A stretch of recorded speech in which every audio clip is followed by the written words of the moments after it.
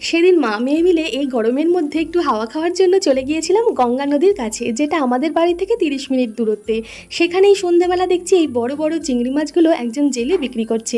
নদীর জ্যান্ত টাটকা চিংড়ি দেখে আর লোভ সামলাতে পারলাম না, নিয়ে এলাম বাড়িতে। পরের দিন সকালবেলা ভালোভাবে চিংড়ি মাছের সুর আর পাটা বাদ দিয়ে খোসাটা রেখে দিয়ে ভালোভাবে ধুয়ে লবণ হলুদ মাখিয়ে রেখে দিলাম। একটা নারকেলও একটু কুড়িয়ে রাখলাম, নদীর টাটকা চিংড়ি তো একটু নারকেল কোড়া দিয়ে রান্না করলেই বেশি ভালো লাগবে।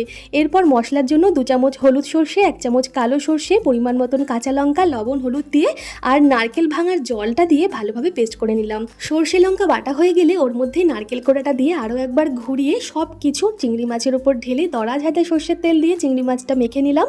এরপর কড়াইতে কালো জিরে ফোড়ন দিয়ে সব মশলা সহ চিংড়ি মাছটা দিয়ে ভালোভাবে নাড়াচাড়া করে ভাজা ভাজা হয়ে গেলে পরিমাণ মতন জল দিয়ে চেরা কাঁচা লঙ্কা দিয়ে ফুটিয়ে চিংড়ি মাছ সেদ্ধ হয়ে গেলে ঝোলটা গামাখা গামাখা করে নামিয়ে নেব। তৈরি আমাদের নারকেল চিংড়ি।